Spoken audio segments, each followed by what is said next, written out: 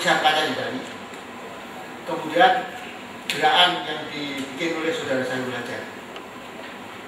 Bukan karena makalahnya itu lebih baik daripada ini, enggak, tetapi karena isinya itu menurut saya perlu disebarluaskan, karena ya tidak begitu dipaham, tidak tersebar luas kan, misalnya seluruh negara sepaha tadi naga yang besarnya sepaha tadi kan tidak disebarluaskan, dan di situ ada detail dan sejarah bagaimana itu lahirnya, bagaimana orang itu mengerok cat untuk mengetahui bagaimana cara bikin itu, menurut saya luar biasa, usaha yang sangat luar biasa. Kemudian saudara saya belajar ya bosan dengan menulis yang kalau istilah klisenya itu saja, kemudian membuat terobosan. Nah ini menurut saya perlu didialogkan dengan masyarakat lebih luas. Nah untuk mendialogkan itu ya perlu media. Cuma yang saya sayangkan adalah justru kesimpulan saudara Nasila di endingnya itu lebih kepada masalah sosialnya daripada masalah seni rupanya gitu loh. Nah itu saja yang saya, tetapi dari pembicaraan tadi dia tidak begitu. Jadi saya lebih suka mendengarkan dia daripada membaca tulisan. Rupa Eropa, nah itu kan dekat-dekat sekali. Nah ini juga kalau kita mau mengembangkan dengan baik rupa kita, itu memang harus ada yang sekarang kita tidak punya. Nah kegiatan ini kalau apalagi kalau nanti dibuka oleh dari nasional ya, makalah-makalah ini mungkin dengan diskusi lagi, lalu apa yang terjadi dalam diskusi dan mungkin akan membantu mencatat perkembangan kehidupan kita, itu sangat penting. Saya lebih senang. Terima kasih. Terima kasih. Berarti Mas Bambu akan datang besok Pak, sebab Mas besok ada bagian yang akan bicara tentang infrastruktur yang akan membahas bagaimana urusan-urusan gagasan ini bisa menyebar di berbagai tempat. Baik, kita akan masuk ke sesi diskusi atau dialog. Pada kesempatan pertama saya akan memberi kesempatan mungkin pada dua pertanyaan yang saya datang dari kawan-kawan dari panel, mungkin dari sebelah sini satu, sebelah sana satu. Silakan. Itu juga kepada Mas Gus. Yang pertama saya juga cukup tertarik dengan tentang Biharso ini. Cuma saya nggak kenal Bapak ini secara langsung, cuma melihat kriterianya aja. Tadi Mas Gus mengatakan bahwa permasalahan identitas itu yang diakukan tadi ya, yang sementara itu adalah berbicara permasalahan transendentalnya tentang Mas Entang. Nah, kalau ketika berbicara identitas ini mungkin menurut pengamatan saya mungkin bisa jadi dikatakan adalah sesuatu tadi permasalahan identitasnya masih kelihatan ini dalam tataran kondisi subjektifnya Entang. Jadi mungkin saya ingin tahu lebih konkret lagi permasalahan identitas yang dipermasalahkan oleh Entang Biharso ini seperti apa. Terima kasih. Teman-teman, yang pertama untuk dua teman saya dari Bali, Wayan Sunarto dan Kang Budiman, ya hanya sebuah perspektif aja ya. Kalau misalnya kita memakai misalnya persoalan budaya kemudian adat sebagai sebuah modal gitu, sebagai sebuah modal dan inspirasi berkarya, saya juga kadang-kadang merasa jangan-jangan modal itu juga sebagai jebakan juga, jebakan yang kemudian akhirnya menenggelamkan kita, karena reproduksi terus-menerus terhadap misalnya kuasa modal budaya dan adat itu akhirnya juga akan melahirkan sebuah reproduksi seni yang akhirnya kelewatan gitu. Nah, saya hanya ingin mohon pendapatnya sejauh mana nih misalnya kalau di negara Sepau kita tahu tentang persoalan seni lukis wayang itu, eksplorasinya misalnya sejauh apa tentang persoalan itu, soalan tentang kehati-hatian kita untuk melihat bahwa budaya dan adat itu, tradisi itu sebagai sebuah modal untuk berkarya. Saya kira itu yang pertama. Kemudian untuk Mas Riyadi gitu, bagaimana dengan misalnya kalau misalnya periode-periode seni-seni yang politik korek gitu ya, kebenaran politik yang sudah sering kita lihat gitu pada periode perjalanan seni lukis kita gitu. Ya, ini sebuah kekhawatiran dan sekaligus kritik juga terhadap seni-seni yang bertema politis itu. Ya, misalnya dia merepresentasikan kehidupan sosial politik di satu sisi, tapi dia juga kadang-kadang dalam tanda petik seperti Mas Bambang Bunyulu bilang itu, kayaknya pesannya kelewat keras gitu. Sementara visualnya ya bisa dipertanyakan gitu. Nah, ini perdebatan yang terus-menerus terjadi tentang bagaimana persoalan estetis dan juga persoalan konteks tema sosial itu menjadi sebuah ya kekuatan yang menyatu gitu, nggak saling menimpa di antara keduanya. Yang dibawa oleh tentang adalah persoalan dua hal yang menyangkut secara integral antara dunia gagasan dan dunia bentuk, atau Anda istilahkan tadi persoalan material dan persoalan gagasan. Dua hal itu saya kira berkait. Pada banyak karya Entang saya kira secara tegas memberi gambaran tentang itu, dan kemudian saya kira dari situ karya-karya yang menyoal tentang identitas itu lebih pada persoalan yang saya sebut tadi, ide-ide awal yang muncul ketika dia mendesain sebuah pameran atau mendesain sebuah karya untuk pameran tunggal atau pameran berkelompok. Tapi saya kira lebih banyak pada pameran tunggal dia menyoal pada persoalan identitas tentang kegelisahan dia yang diperlakukan secara diskriminatif, namanya ketika di barat, atau persoalan-persoalan yang berangkat dari lingkungan sekitarnya.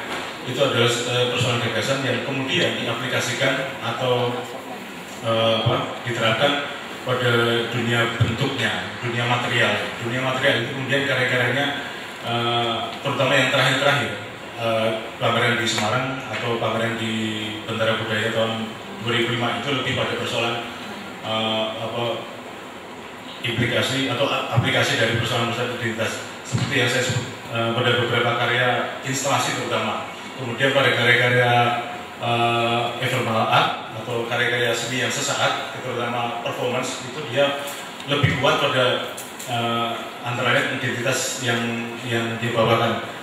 Pak Juro Galandia, ini bagi saya mereka para pelukis ini justru mungkin agak berbeda dengan seniman-seniman tradisi lain di Bali khususnya, karena di Bali Utara itu punya sikap mereka sangat terbuka terhadap perubahan, terbuka terhadap pengaruh, terbuka terhadap dunia luar misalnya.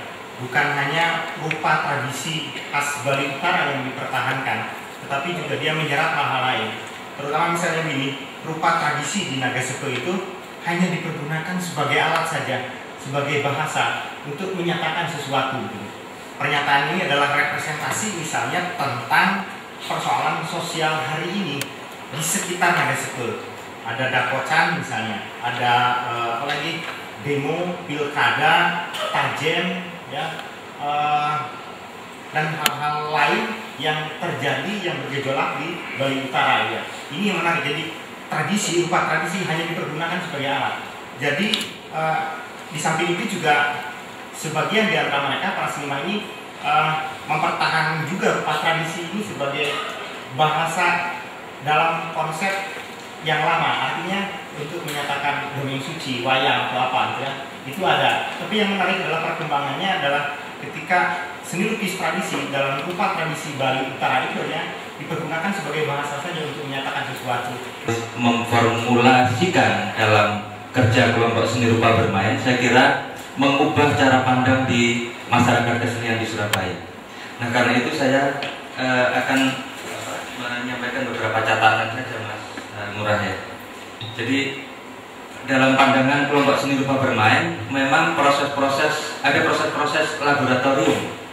Jadi di situ memang tidak ansih seni rupa, tapi dalam praktek kita berdiskusi, kemudian memahami bagaimana posisi seniman di dalam konteks sosial dan masyarakat.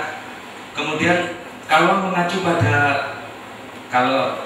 istilahnya Mulyono ini, seorang artis itu kan juga seorang yang istilahnya singkatannya itu aktor. Jadi dia harus artis, kemudian aktivis, organizer, kemudian juga riset. Jadi dia juga harus meneliti. Nah, apa yang dilakukan Saiful Hajar itu juga mulai dari itu. Dia seorang guru, dia ini guru SMP Negeri 32 Surabaya. Nah, kemudian melakukan aktivitas kesenian. Dia juga mengorganisasi dalam artian dia memang ketua di organisasi itu di kelompok seni rupa bermain yang dianggap sebagai karena dia tua usianya, karena dia membina beberapa anak yang jauh usianya lebih muda dari dia. Anda tahu Arif Bagus Prasetyo di antara circle itu. Kemudian ini laboratorium intelektual. Jadi sebelum mereka mengadakan aktivitas yang istilahnya waktu itu aksi kebudayaan. Jadi di antara pameran seni rupa itu ada sejumlah aktivitas, misalkan baca puisi, menerbitkan buku, katalog, kemudian performance art dan lain-lain di situ. Itu beberapa, kalau katakan dalam 4 hari, 5 hari itu penuh malamnya itu dengan aktivitas-aktivitas yang saling berurutan. Dan ketiga, Mas Slamet, silakan. Mohon disingkat ya pertanyaannya, Pak.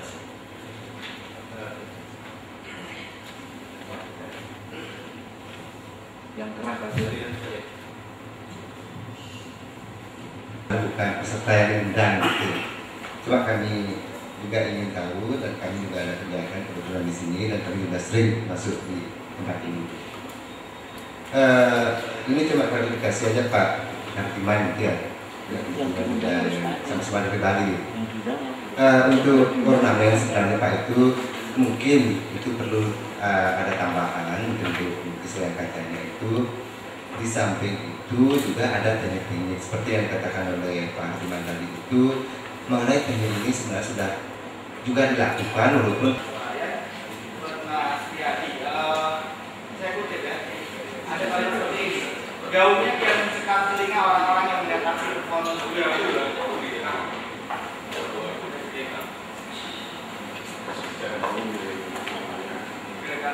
Halo?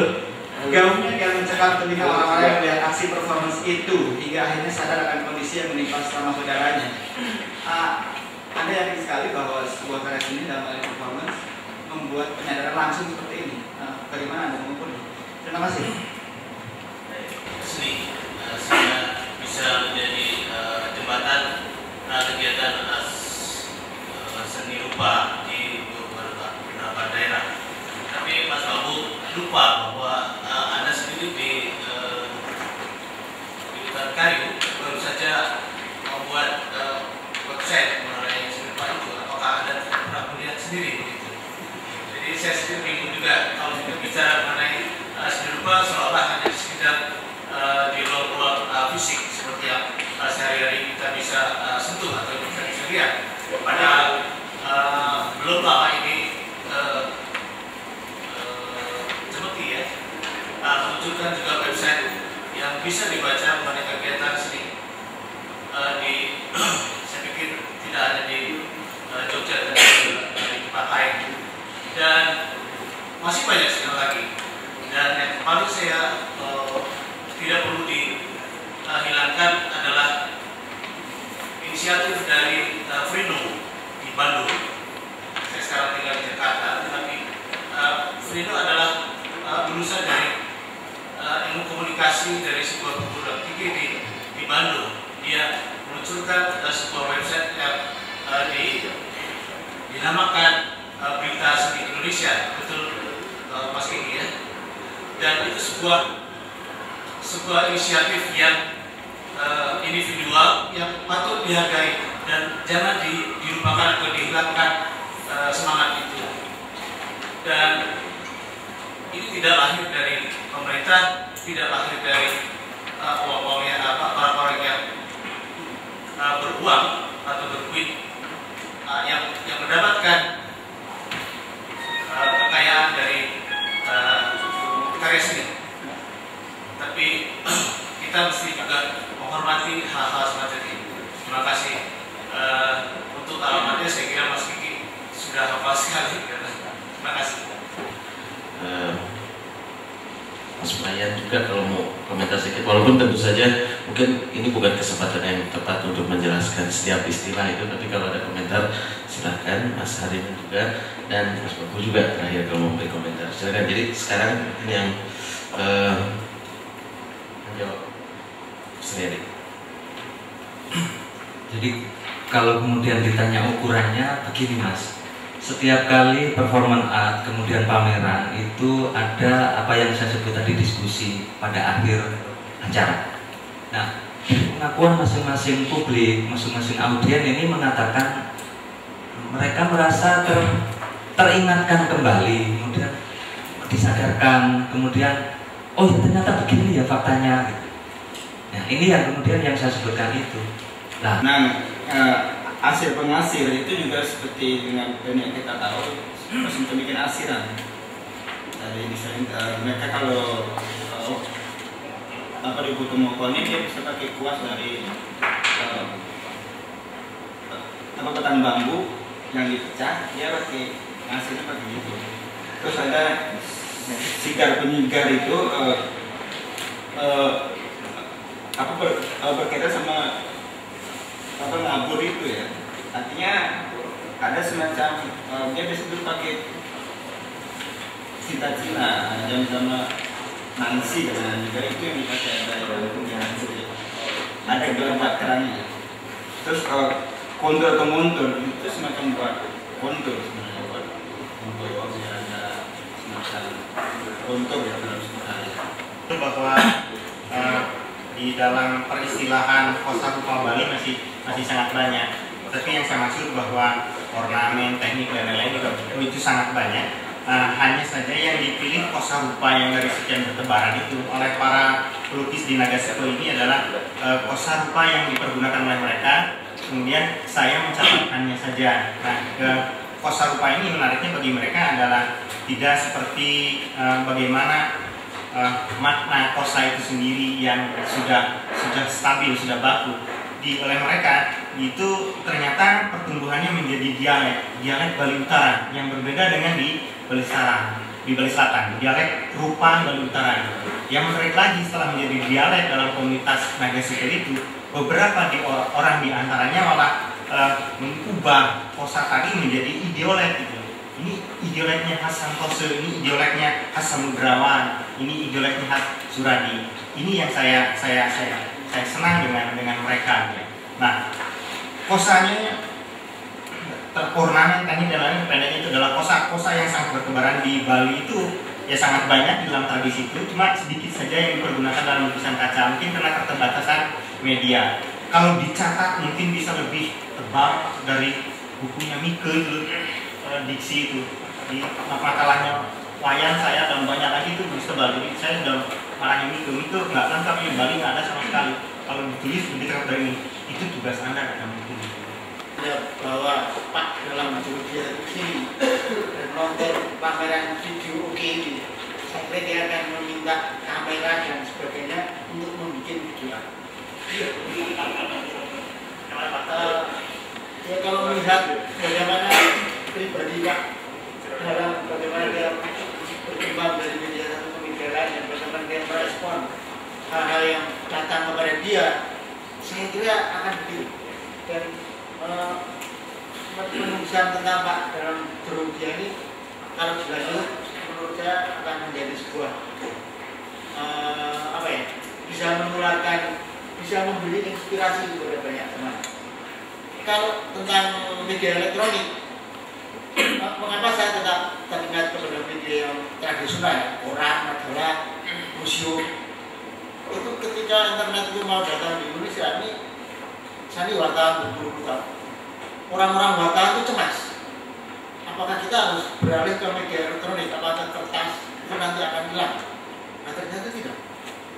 Ternyata tetap saja orang membutuhkan sesuatu untuk dipegang di bawah-bawah sebelum ada teknologi yang bisa menggantikan kertas ini.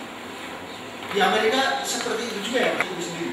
Lewat apapun, tentu saja sangat lebih baik kalau lewat karya seotentik mungkin, yaitu di museum ada karyanya.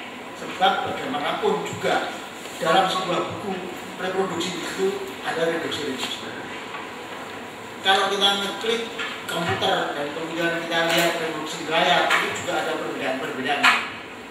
Tetapi itu penting untuk menyebarluaskan untuk mempromosikan karya-karya seniman. Tetapi pertemuan dengan karya itu menurut saya tidak penting.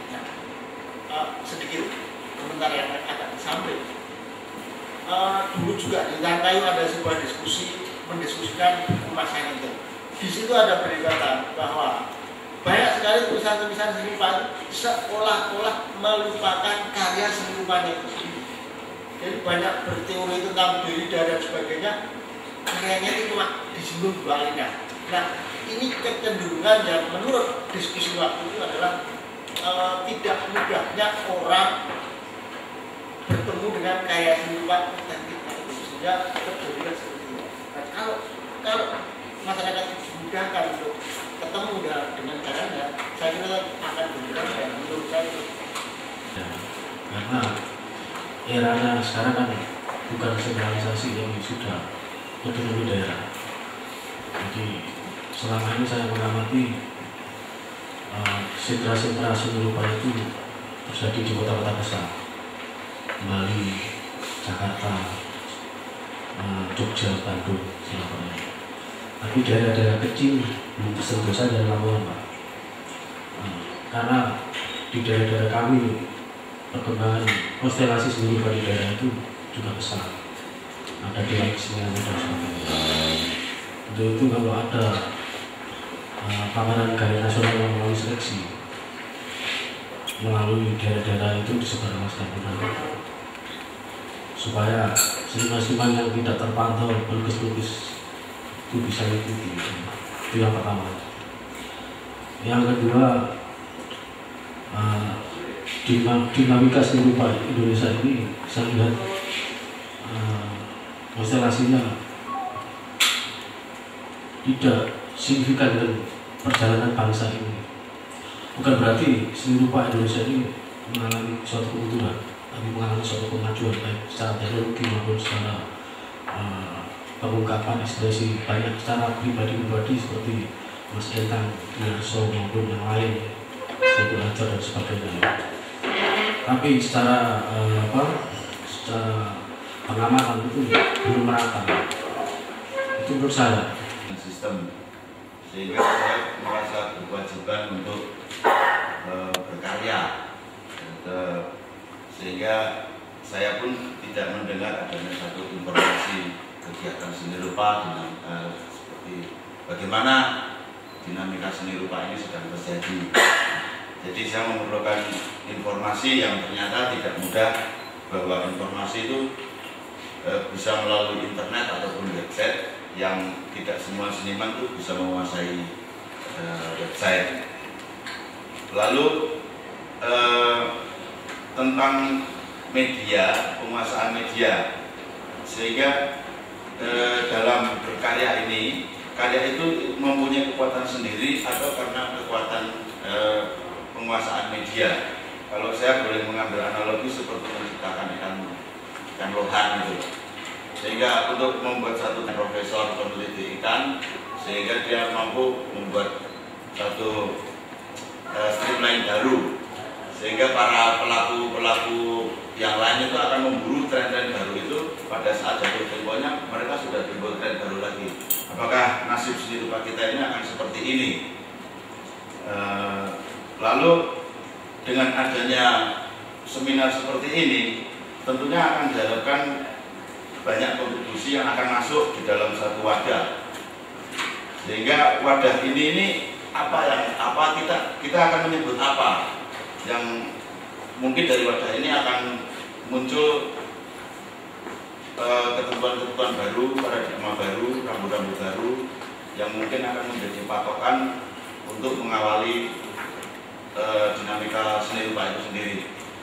Saya rasa baru itu, dan saya seni rupa UNES Semarang.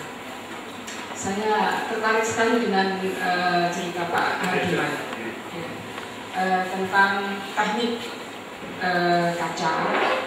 Ada seseorang yang memberikan kepada Pak Momo,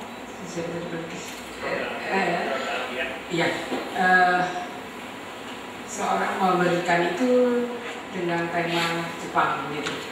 Kemudian mengerik-ngeriknya, mencari tahu bagaimana tekniknya. Yang ingin saya tanyakan, apakah Bapak tidak mengekspos? Ya, saya tadi mendengarkan itu kok tidak ada kelanjutannya begitu.